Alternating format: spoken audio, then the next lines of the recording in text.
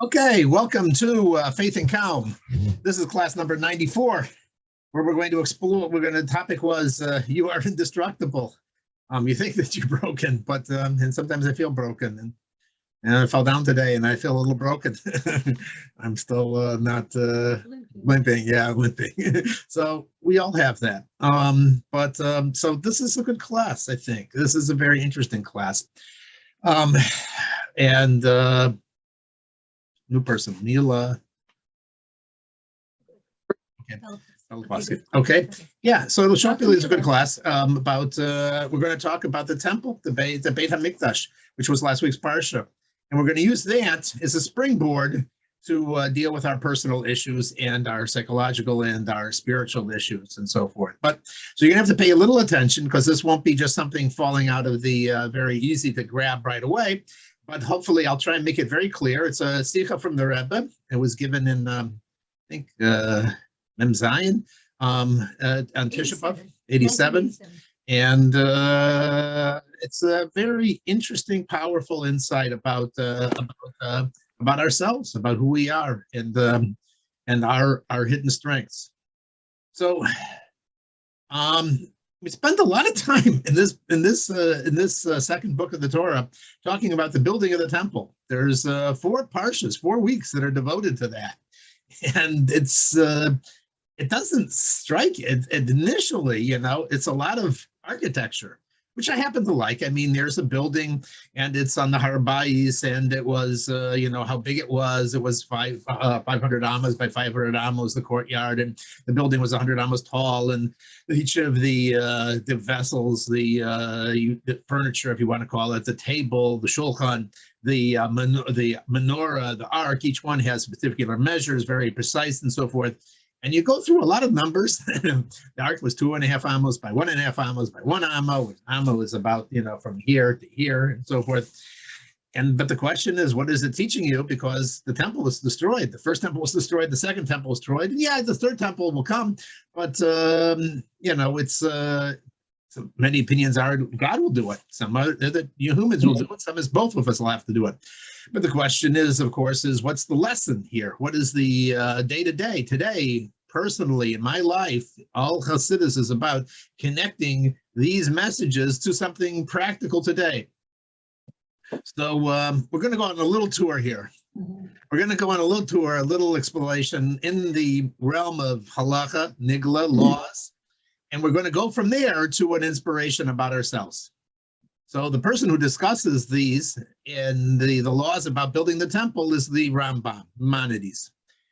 And in his 4th chapter of his book about the laws of the temple, he starts out with telling us a story. And the story is historical. I mean, a historical fact that happened. He says that in the time of the king Yoshiyahu, I'm not going to list all 15, kings of the first temple, but he was towards the end. He was the 4th of the lead. After Yoshiyahu was Yoshiacha, and then there was Yohiachin, and then Yohiakim, and then Tzidkiyahu, and then the temple was destroyed. Anyway, he was the last good king, righteous king, and in his time, he basically foresaw that the things were headed downhill. And this is like, 100 or so, 150 years before the temple was destroyed. And so he gave a command, and he told the priests to take the Aron from the Holy of Holies, the Ark of the Covenant, take it and bear it on down through the tunnels. They refer to it in Hebrew as the Mukim, Makalokim, and Kalkaloko, the twisty, windy paths.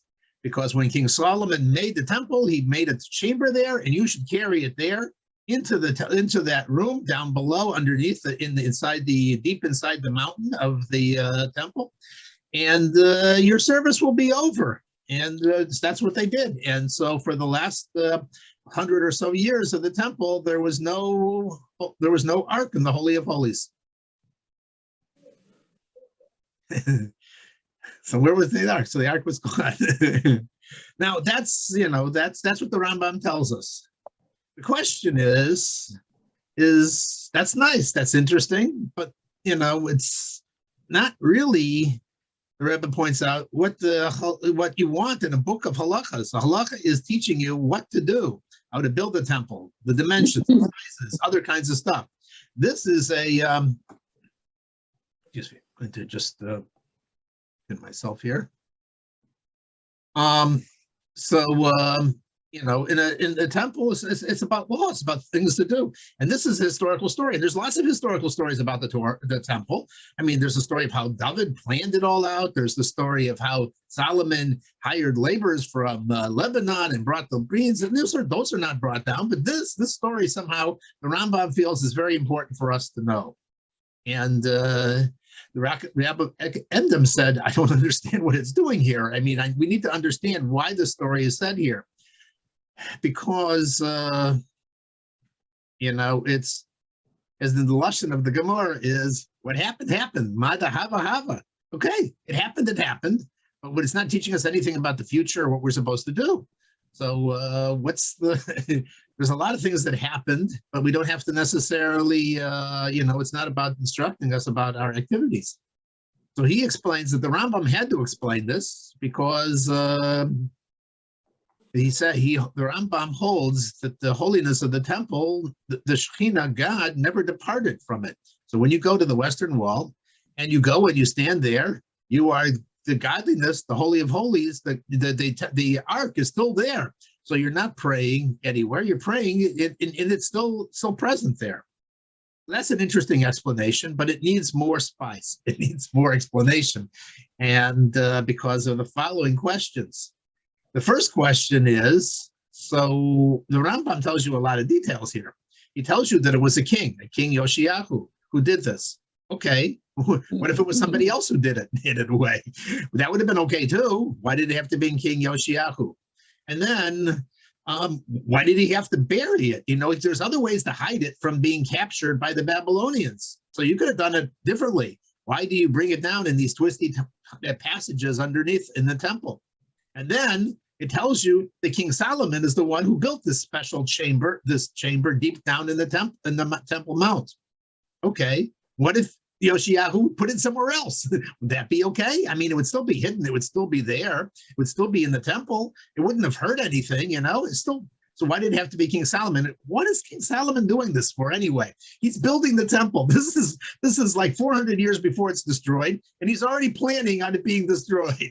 So this is a big question. Why is he planning it to be outset when you're making the temple to build that it's going to be destroyed and making a safe hiding place away? And of course, King Solomon, where did he get the license to do this? Everything that was said in the temple was planned out in the blueprint prophetically by David, King David, his father. And you're not allowed to add anything. You're not allowed to have another menorah, another shulchan. He added another chamber underneath. And the fascinating thing is, this is never hinted anywhere in the Tanakh. This whole story is, we don't even know we have it in the Medrash. Rambam somehow brings this story and feels this is an important story, but it's not there anywhere. So what is going on here? So that's like 6 questions already. You got some 6 questions. This is how the Rebbe explains things. He brings you with a lot of questions. And then I think I was listening to Rabbi Wai. He says, you know, there's some speakers, and they, you know, Jewish speakers can go on and on and on. So there's a classic line that sometimes speakers say at the beginning of their talks. They say, and they say it in Yiddish, fear for night if will read and if will get zagan a fair verters. Before I start my speech, I'm going to say a few words. Now you know you're in trouble. I'm going to say another. And so I'll give you one more question to contemplate, but this is always the question that's already coming to help bring the answer. Strangely enough, I said at the very beginning, this story comes down in the 4th chapter of the Rambam talking about the temple. Now, the Rambam is very precise in everything he does it, even in the order that he does it. So in the 1st chapter, he starts talking about in general that there's a building and how tall it has. There's different sections to it. There's a holy and a holy of holies. He gives you the general outline and understanding. And then he goes into each of the different pieces that's in there, the menorah, the table, the shulchan, the incense, the altars, and so forth. In Hebrew, it's called kalim, which could be translated as furniture, the furniture that goes in the building. And he spends 2 chapters on the furniture. And now in the 4th chapter, he starts actually talking about the physical building of the temple, the walls, the curtains, the actual physical building. And this is where he put the story of the aron, which doesn't really fit because it was a movable thing, as we see. It had staves. You could pick it up. You carried it while you were in the wilderness. And here they were carrying it again. They were carrying it to its secret hiding place underneath in the temple. And so the Rebbe explains, and he says, the Rambam is telling you something very important, and this is why the Rambam brought the story. The Rambam is telling you this because the Rambam does not consider the ark to be just another thing in the temple, another menorah, another other item that could be there or not be there in the Torah. It has to be there. It's part of the building itself. It is an integral part. It is what makes the temple is having the aron there. And therefore, Rambam has a question. What happens when you don't have it in the time of the Second Temple or today? If it's not there, there's no temple there. It's gone. It's destroyed. You can be saving it away somewhere. I mean, there's opinions that, that it was taken to Babylon. There's another story, interesting story, that in the time of the Second Temple, it was hidden somewhere on the other ways on the temple area, in the Lishkas Hagazis, in the place where they check the wood.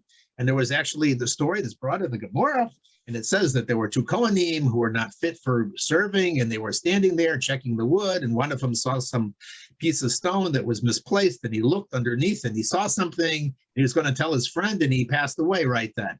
So, I mean, this is, so there's different opinions, and Rambam seems to feel that it was very important to know that it was right there. It's buried underneath. And the Rambam is saying this because, again, he says that there's somehow this ark is not just an incidental piece. It's essential. There's no temple there if there's no ark. And therefore, it must be there. It must be there. And I'm going to tell you why, and I'm going to explain to you what was the thought process between King Solomon. King Solomon was, at the very outset, when he created the temple, he created actually 2 locations for the ark. There was one that was revealed in the top in the Holy of Holies. And there was another, which was always planned, that in the time of dangers, underneath, deep down, there would be a second place where the temple could be. In other words, the ark. The ark has 2 houses. It has its normal place, and then it has its vacation house. It's got another place to be. But they're both equally part of the Holy of Holies, the place where the ark can be. That's going to be the key point we got to hold on to, that there was always been, there would be 2 places, one up, revealed, everybody could see it. Well, it was available. And then the other one was deep down, hidden underneath. And that was Solomon's plan from the beginning. And he got that prophetically, and he didn't just make it up himself. And he wasn't, because that was the initial plan. That's part of the building, was that, yes, there's going to be 2 places for the Holy of Holies. For the ark, in the 2 Holy of Holies. What are we saying here? So that really changes the whole story, because then when the temple is destroyed, it's still there and it's still in its place. And therefore, when you build the second temple, you are not building something completely new. You're renovating the old one. It's a continuation. It's not complete a brand new thing. And when the third temple comes, it's not going to be a new thing either. It's just a renovation of something that was hidden. And now it's going to come back into its open place. What is this teaching us? Here we go. Here we go to the next stage. When sometimes people get married, they have very, very bright visions of what their life is going to be like. Going to have a wonderful marriage. I'm going to have a wonderful life, which I do. Kids, the best, the good job. I'm going to like that. Life is going to be up, uphill. And then you know what happens? The tsunami comes and things go bad. And life, it doesn't come out the way we thought it was supposed to be. The health issues or something else happens. And it looks like a korban. It looks like a destruction. It's a destruction of the temple. It's a destruction of our lives. And it's really a trauma, and it's definitely a tragedy. and not to be minimized. That really there is tremendous loss and tragedy in this world.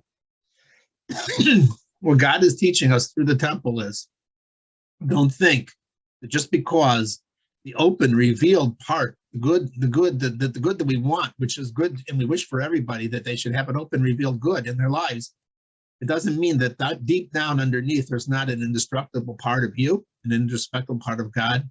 And even when you're buried underneath all that rubble, He's there together with you in the ark, in the temple, and you are there also. I said that it was in the deep, in the twisty passages, in the other convoluted ways, down deep down in the chambers and so forth. Life sometimes is convoluted, and sometimes it's twisty, sometimes it's very deep and buried underneath. And we don't know how we're going to get out of this mess and so forth. And we feel that it's really going, and it is a tragedy, and it does look like the destruction of the temple. That's not really the whole story, though, because you see, the lesson, the Judaism doesn't really accept that idea. It says, yes, when you build a temple, it's still a human activity. When you build a marriage, it's a human activity. And you know what? The failures are also part of the plan from the beginning. And I know, and God knows that, sometimes in order to actually build, you have to build something, and then you have to have it destroyed in order to build it up again. In Hebrew, this is called soter al manas labona. The reason for the destruction is in order to build bigger and better. In our lives, sometimes the only way to really, we can't grow, and human beings don't really grow just incrementally like a tree. We also have to sometimes do radical transformations in our lives.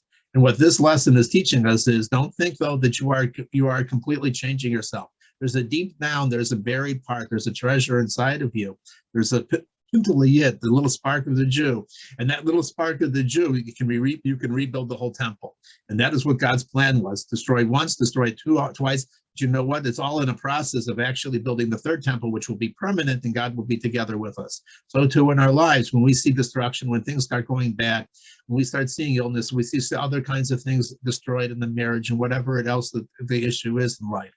That isn't necessarily the end of the story. The story in Judaism is never just to focus on the negativity, but to realize, like the Holocaust, that everything is actually going to be a springboard for something bigger. And I'll describe that in a couple of little stories, the vignettes and so forth. There was once in the early 1950s, in the early days of the Rebbe's being a Rebbe, there was a yeshiva bacher who came from somewhere in Minnesota. I think it was named Mendel Grossbaum, I think his name was. Anyway, he had spent a lot of life wasting away, not, dissipated, doing, fun American things and so forth. And then he realized his Judaism, and he went to Crown Heights, and he started to keep mitzvahs and learn it. He really loved it, and life was beginning to click and make sense and so forth. And then he got the draft notice in the 50s, and, Korean War was going on, and he was told, you have to go and serve. He came into the Rebbe crying, saying, I finally not wasting my time, and now I'm going to spend 2 years in the army, and it's going to be difficult to keep kosher, and it certainly isn't going to give me a lot of free time to learn. And the Rebbe basically gave him this lesson. Yeah, sometimes the destruction is in order to build something. Setbacks are sometimes to grow further. And you should be successful in wherever you are in utilizing your time to connect with other Jewish soldiers and use the opportunity. And he said, without that opportunity of spending the time, I spent it mostly in Europe. He said he became a much better person in terms of describing, discussing, giving over Torah ideas, and relating to the average person, which he would have never done if he'd only hit out in the yeshiva. So yes, it looked like a setback. It looked like 2 steps back, but really it was also in another way. It was actually going forward. The Rebbe said an interesting thing also. He had a big campaign in the early 60s, 64, when the whole, youth revolution occurred, the hippies, the drugs, and everything else, and the down with the establishment, which I very much remember. And many people in the Orthodox community were terrified. They said, they're destroying society, they're running away, they're abandoning the values, and Judaism is about tradition and values, and they're right. There's a lot of Judaism that is about preserving the past. The Rebbe said this is also an opportunity if we take advantage of it, because sometimes in order to have radical growth, like the Jews who in 50 days transformed themselves from a slave mentality in Egypt to receiving the Torah and becoming the most holy generation of that of all time. That happened in 50 days. So sometimes what you have to do is you have to bust down things.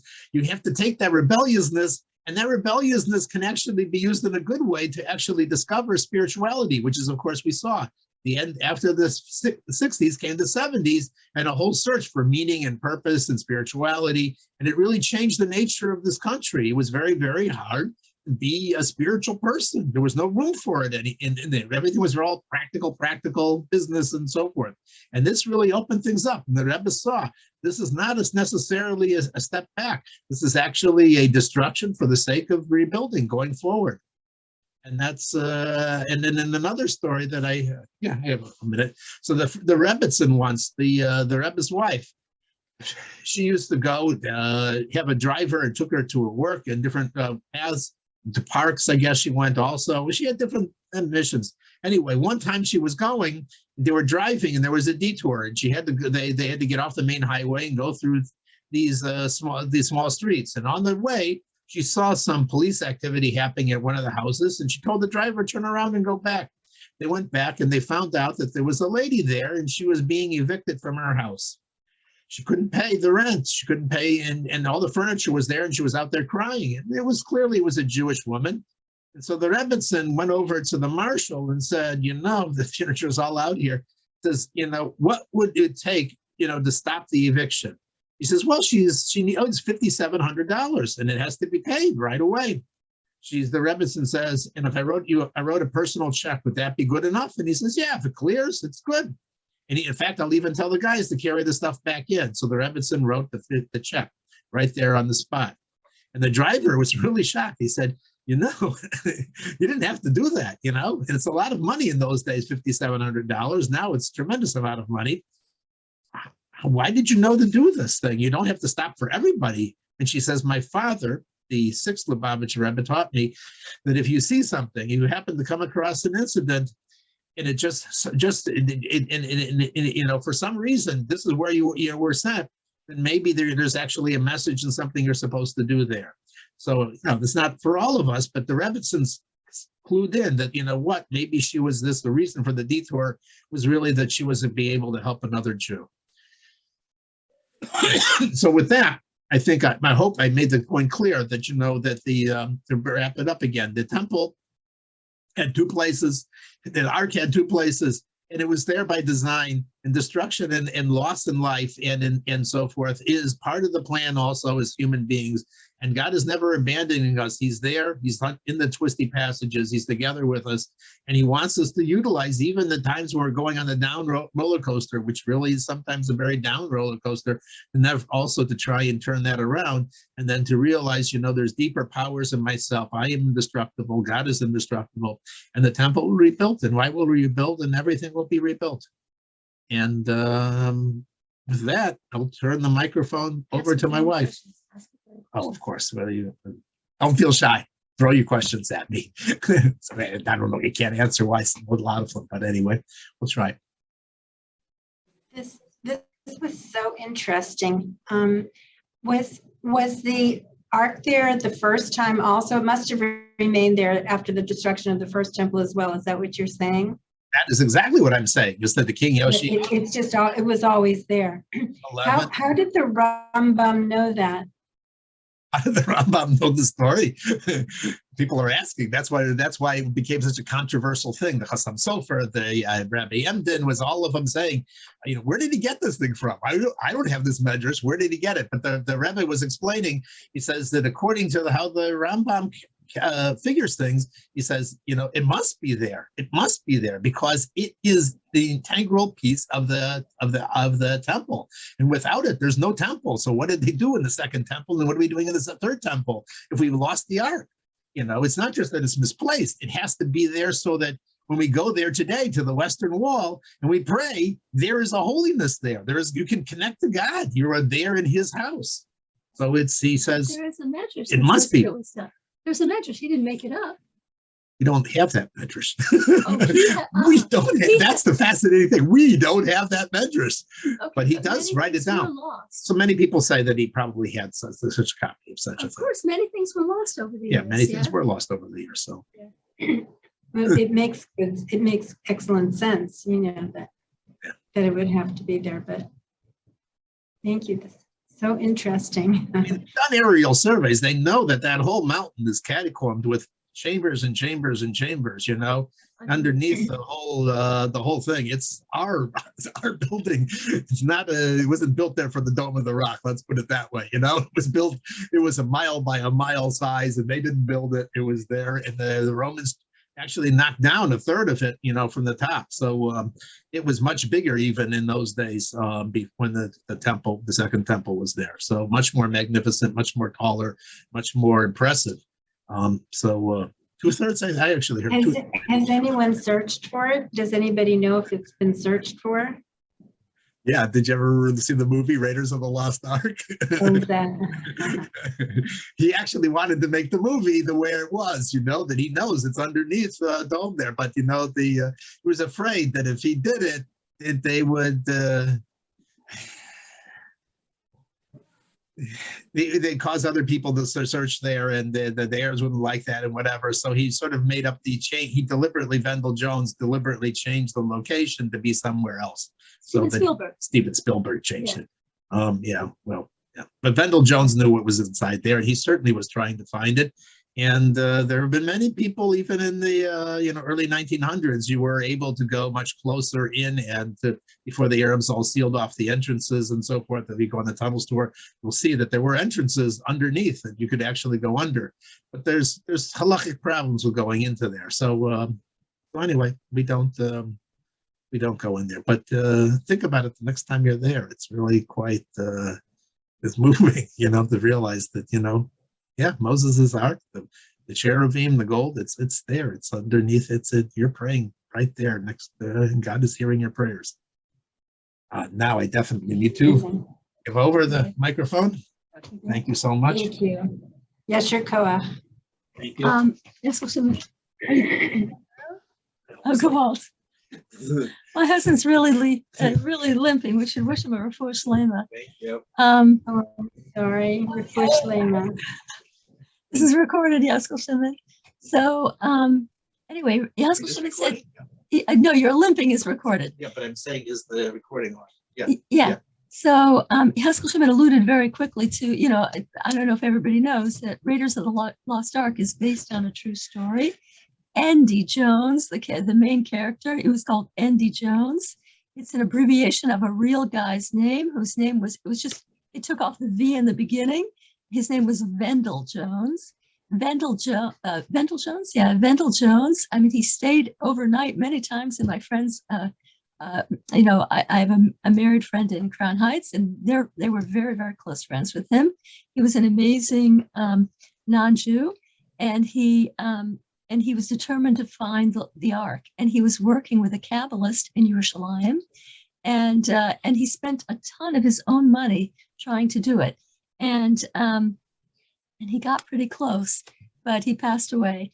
And Steven Spielberg made a movie out of it, and he changed some of the facts. Like that's what Yaskol Shimon was saying. Instead of the ark being under the temple somewhere in long tunnels, he made it off somewhere. So it's a very interesting story. His whole story is very interesting. He actually his daughter became a Balas Tshuva.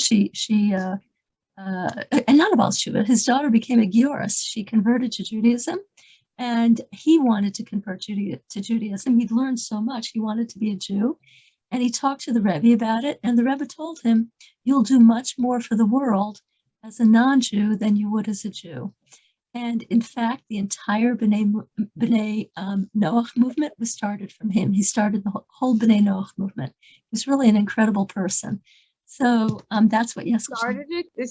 You're talking about the man that did the original founding of the. If you open up any book that goes along with the B'nai Noach movement, and by the way, not everybody knows what the B'nai Noach movement is. I was about to ask what it is. It's thousands of non-Jews who have given up their given up their associations with the religions of their birth, and they don't want to be Jews, but they want to live according to the laws that the Torah has for non-Jews.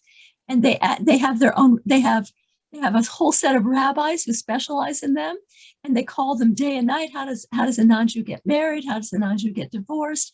What do we do in this situation? What kind of brachas what kind of blessings do we make on food? It's an amazing, amazing thing.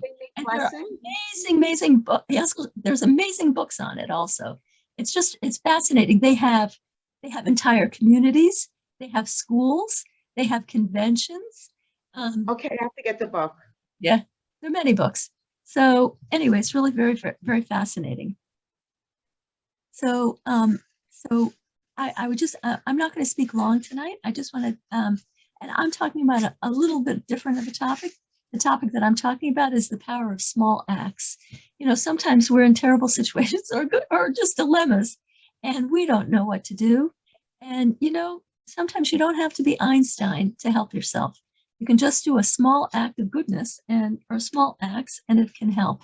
So anyway, I'm going to start out, first of all, with the 4 things I always say. Number 1, we're in an extraordinary time. What do I mean by that? The Lubavitcher Rebbe told us in 1992 that we are entering the era of the Geula, the era of the redemption of the Jews and the whole world. And number 2, we were given all the tools that we need. We have our guidebook, the Torah. We have leaders like the Rebbe to guide us. Number 3, our souls we're handpicked to be in this time. Whatever happens, we're supposed to be here because we have a role to play. And 4, what we're doing tonight, learning about our time, about this special, extraordinary time, hastens its fulfillment. Rebbe said the fastest way to hasten the redemption is by learning about it. So anyway, I want to start out with, we're in Adar. Adar is an incredible month. By the way, tonight is Moses' birthday. It's the 7th of Adar, and tonight is Moshe Rabbeinu's birthday. So happy birthday, Moshe. And the whole month of Adar is extremely special. What is special about Adar? In Adar, we're supposed to be happy. And this year, and happiness changes things, especially in Adar. Happiness has tremendous power. And this year, we actually have 2 months of Adar. When the Jewish calendar has a leap year, it doesn't add a day or whatever. It adds a whole month, an entire month. 7 times, I believe, out of every 19 years, we have a leap year in which there's an extra. And what's the month that they add? They add an extra Adar. And so we're in that month. We're in that year that we're in a Jewish leap year. And we are now in the first of the 2 months of Adar. And the Rebbe says that gives us doubly the power of happiness, that our happiness has double the power. We have 2 months worth of it. So literally we're supposed to be dancing, singing, doing whatever we can to be happy. And that happiness will generate a mazel. It will generate good vibes that help us in every way and help the world in every way. So I want to tell a little story about, what is happiness? It's not so easy, but it helps problems in its own. It has its own path to helping problems. So there's a group in Chabad called Neshei Chabad. That means the women of Chabad, and their English name is the Lubavitch Women's Organization. And in the early 60s, or in the 1950s even, they started having annual conventions. And then in the early 60s, they started having conventions not just in New York, but in different places around America, so that different women could experience a Chabad women's convention. The first one was in the 60s in Boston, the very first out of state one. And anyway, it's a popular thing. People really enjoy it. They not only have inspiring talks, but they have music and dancing, and they and it's usually in a luxurious setting. So anyway, so I'm going to tell you about the Neshei Chabad convention in Minnesota in 1991. they were all set to go. There was a woman, Rivka Feldman, she was organizing it. And a few nights before the convention, the Gulf War began. And Saddam Hussein launched the first Scud missile against Israel. And the entire Jewish world was in panic because he promised to destroy Israel. And he told people that he was the reincarnation of Nebuchadnezzar, who destroyed the temple. Yeah. Here we go. So the first Scud missile had landed, and he told everybody, "I'm a reincarnation of Nebuchadnezzar, who destroyed the temple, and I'm going to destroy Israel, and I'm going to put chemical warheads on these Scud missiles." And everybody was terrified. If you remember, if you're old enough to remember, everybody had sealed rooms, and everybody in Israel was issued gas masks. And I won't go into that. I've told in other segments, the Rebbe's prophecy. The Rebbe said, Israel is going to, don't worry, Israel is going to be the safest place in the world. And there's no reason to leave Israel. And as we know, we'll continue with the story. Meanwhile, at this,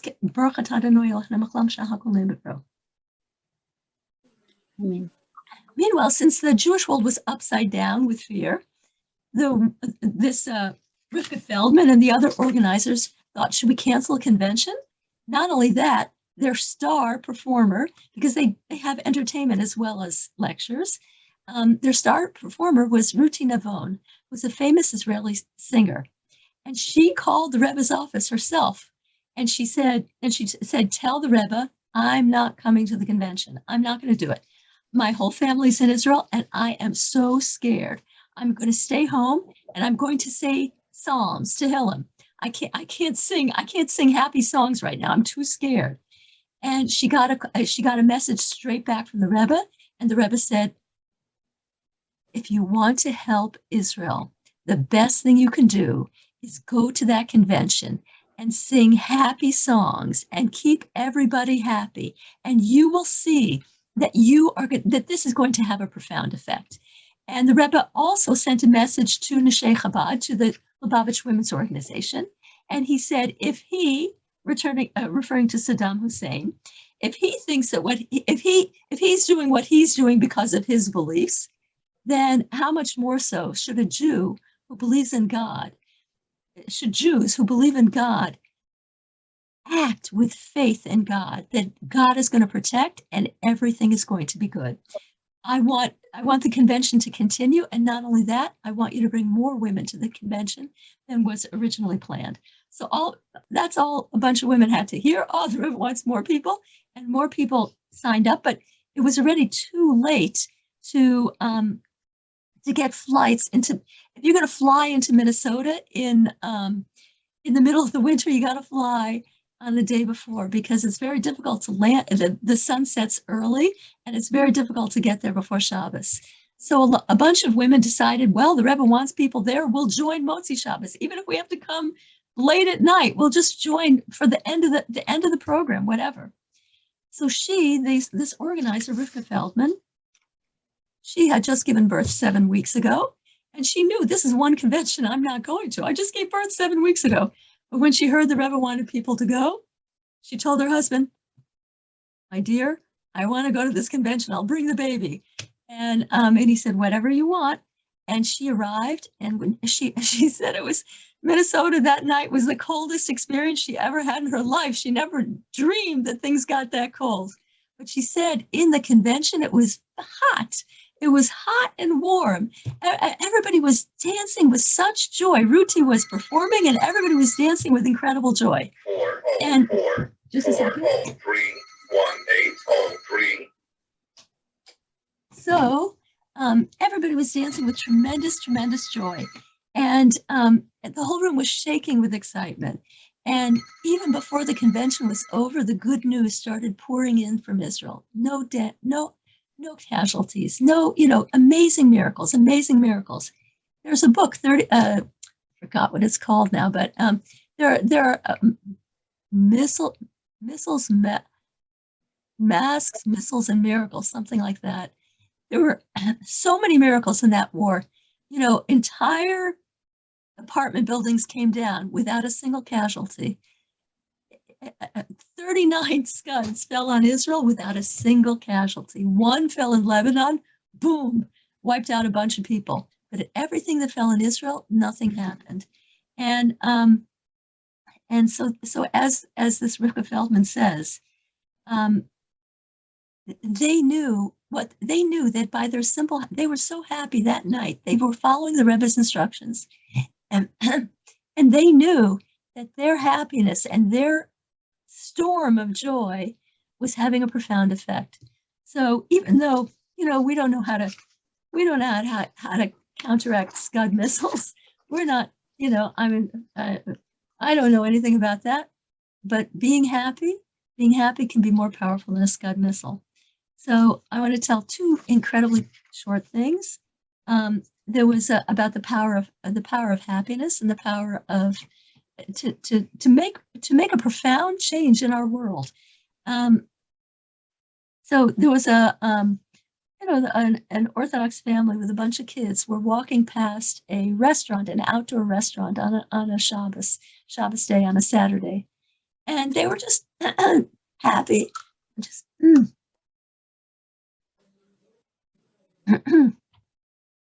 they were very happy. And a 12-year-old kid, saw he was having a fun outing with his family, eating in this restaurant on Shabbos. It wasn't a kosher restaurant. And he saw this family go past him. And just by looking at them and looking at their happiness, he knew that happiness is something special. I don't know what that is, but that is something special. And when he became an adult, he became a Baal Tshuva. He became an Orthodox Jew. And he convinced all his friends to become Orthodox, all his Jewish friends to become Orthodox Jews. And they have families and kids. And that's just one family simply being happy, strolling past this restaurant. They have no idea the earthquake that they set off, the earthquake of good. They have no idea. There's like, it's mind-boggling. And another person who became frum later in life, it wasn't born that way. He became an Orthodox Jew later in life. He was asked, what started your process? He said, one time I was just on the street and somebody, this big Orthodox Jew, looked at me and said, "Good Shabbos." And he said something about that smile and about his radiation, what was radiating from him was so compelling. And it started my process of asking questions. So it's amazing what just happiness can do. So anyway, I think that I'll say for myself that when I started my process in I don't remember when it was. When was it? It was 84. 84 was my first Torah class, yeah. And I saw right away, even if you don't if you come from the secular world, it's very hard to understand things about Orthodox Judaism. You have so many misconceptions. But even so, when people meet, for me, for example, I assumed that Orthodox Judaism was sexist and all these different, closed-minded, sexist, all these things that it's not. And but even when I had those opinions, I could see that there was something about them. I could see that and I remember saying to a friend, he's now a big rabbi, this friend, he was also secular. And I remember saying to him, I see something and I admire things, but I would have to have a lobotomy in order to become one of them. And I guess I had the lobotomy. So anyway, you don't know, by simple happiness, by being wedded to Hashem, by being, by bringing God into your life in a constant basis, by relying on God, you do amazing things for yourself and you can do amazing things for the world. And that's all I wanted to say because I'm keeping it short tonight. And the computer tried to cut me off even earlier. So I'm going to turn off the recording. And does anybody have any questions?